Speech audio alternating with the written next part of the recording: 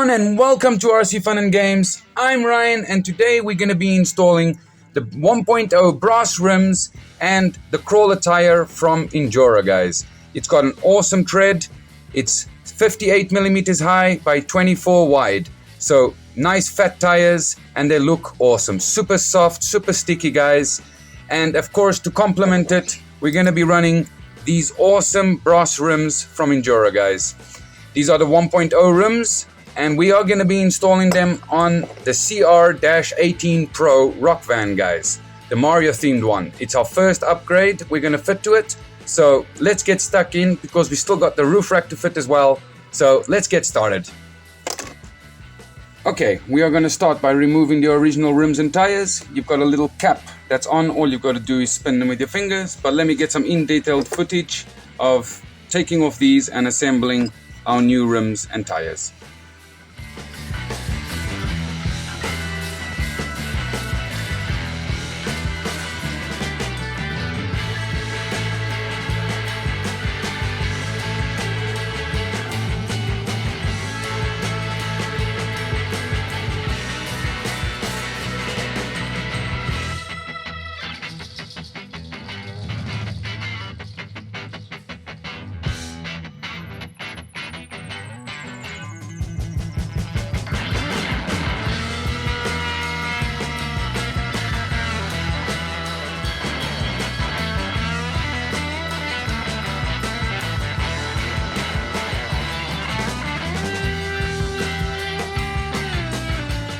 Okay guys, once you've got the front in, you've got the back to put in. Now it hasn't got the same characteristics as you can see, but I'm guessing you're gonna have to line it up that the holes line up, that these over here match up with the poles so you don't see them through the gap, so also it's gonna look really weird.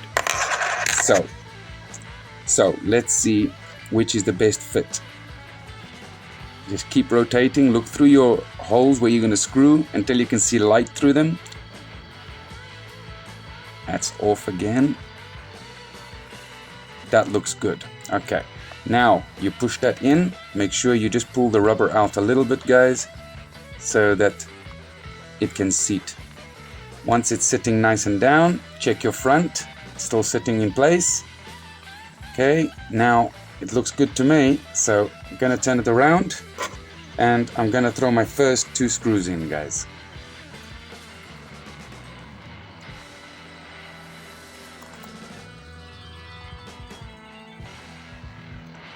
Don't screw it all the way down. Make sure you only give it a couple of turns just to make sure it's holding so you can get your second screw in. Okay, now that you've got them both in, start screwing down a bit. Still don't go all the way.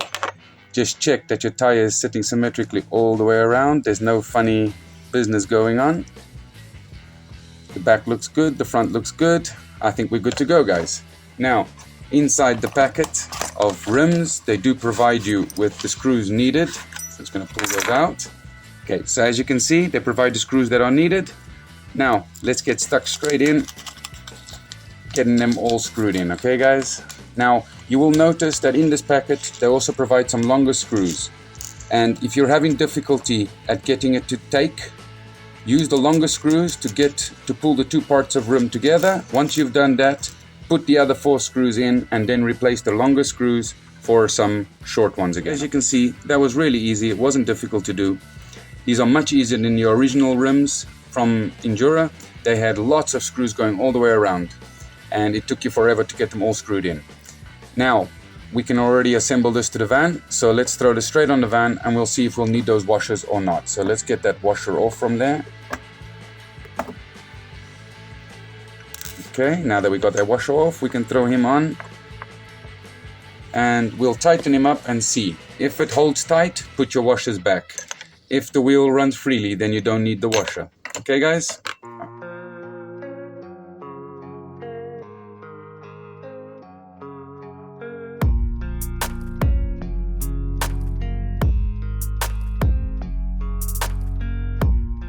Okay, I had to remove the rim.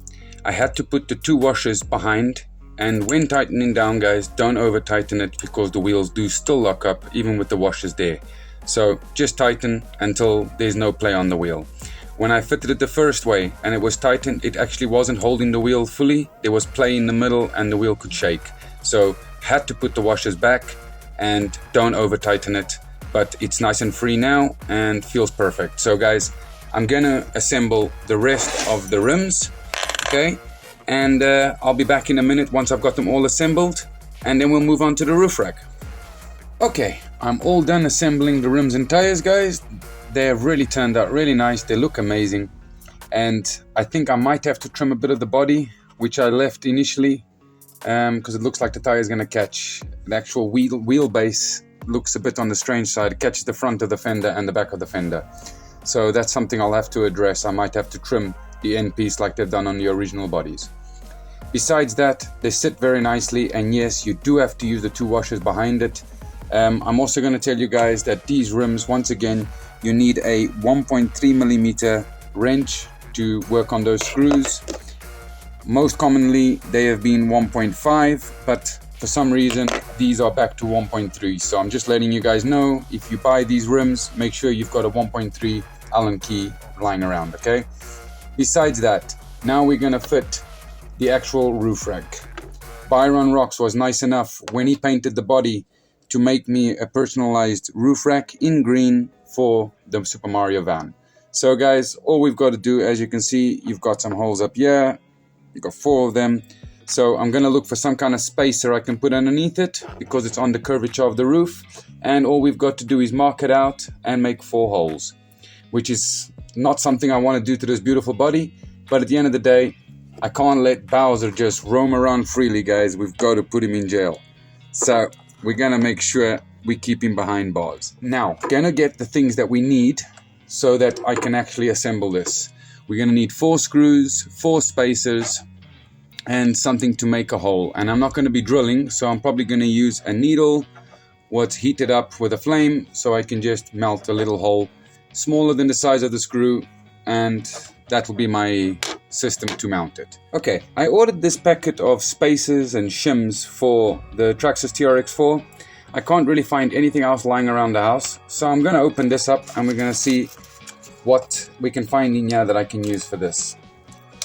Must be something I can use in now. So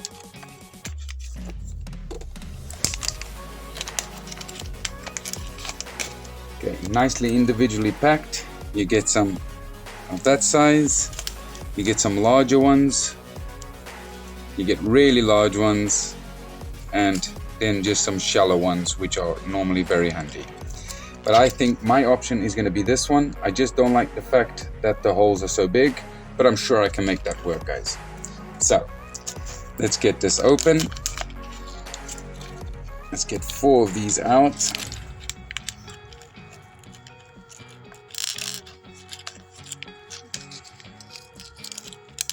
Okay, so I'm going to be using a needle about this thick.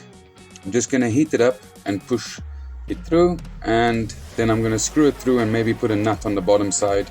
We'll soon see what I need to do.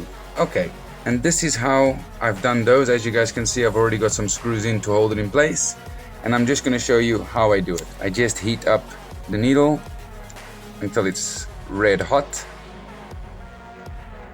Once you've got it there,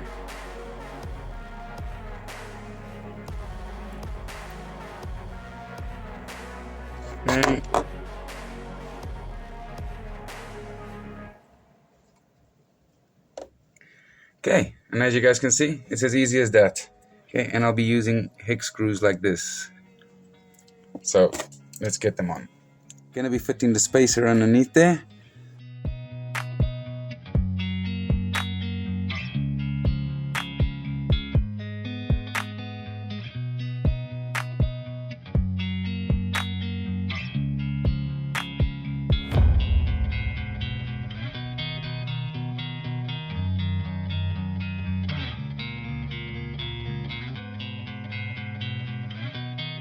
It's as difficult as that.